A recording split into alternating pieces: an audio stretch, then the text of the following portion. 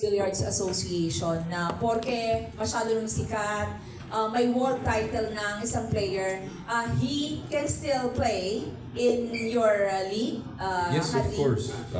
Pwede sila maglaro. They can also It's compete. really open. Yeah, open siya. And they, even if they're playing for their teams and playing in SBA, they can still compete in other tournaments abroad or other tournaments here in the country as long as hindi nagko-conflict sa schedule ng laban nila sa SBA. Yes. Okay, just for the sake of maybe our new followers, please name or the teams, di ba, in this second season. So all sa second, six. the second season natin, I'll start with the first 4 teams ng season 1, which is yung Manila MSW Mavericks, Negros Occidental Pillars, Quezon City Dragons, Taguig Stallions. Tapos for season 2, nadagdagan tayo ng additional 2 teams, yung Makati Titans tsaka yung Paranaque Kings. Okay, and then the matches, the usual, di ba, parang you have the singles, the doubles. Same format as first season namin. We have, for the first day, we have yung tinatawag namin na King of the Hill, which is a 5-on-5 game. 1 player each represents the team. Tapos pag natalo dun sa rack nila, uupo yung loser. Tapos papalitan ng isa pang player. The second format is yung Sharks Doubles. Same siya, except 2 players ang nag-represent ng team. Pag natalo, uupo yung dalawa and the team can choose among the 3 remaining players to represent their team. Tapos yung last format namin is yung standard one-on-one. Yung teams would pick a representative and they would go all out dun sa race 13. Ayun.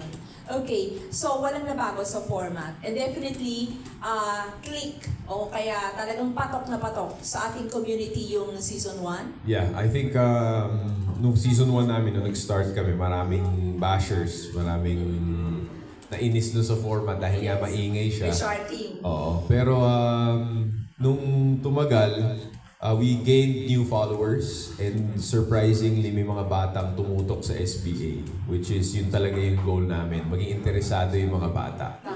So I hope someday yung format ng SBA would be the new normal ng billiards kasi given that we have been playing billiards for so long, tapos hindi natin ma-push to a mainstream sport talaga. So that's why we really tried to change the format. So for season 2, meron kaming binago, pero maliit na bagay lang siya. Pero I think it will affect the whole dynamics of the sport. If you watch yung katulad nung kung saan nanalo si Jonas Magpantay, they have yung shot clock. Pero before tumunog yung shot clock, wina-warningan yung players. Depends, sometimes it's 10 seconds before or 5 seconds before, nagka-countdown na yung clock. Tumutunog siya. So wina-warningan yung players. As opposed to other sports na may tinatawag na buzzer beater na walang tunog unless na mag-zero na yung clock. So yun yung binago namin for season 2. We implemented yung buzzer beater similar sa basketball para madagdagan ng drama, di ba? Matatawagan ng foul. Kaya last minute hahabulin niya yung tira. So it adds a bit of difficulty dun sa sport.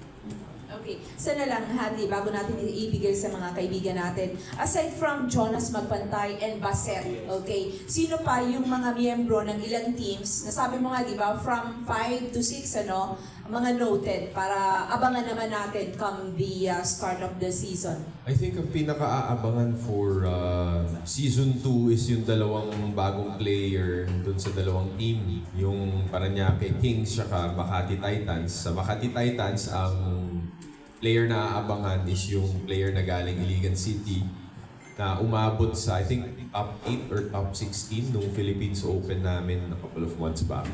Si, pangalan nun? Si Mars.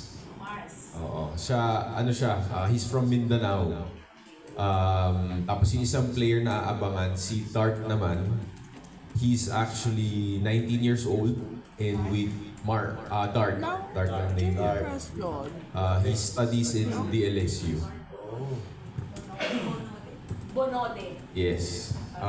He studies in DLSU. So first time magkaroon ng player na nag-aaral sa college.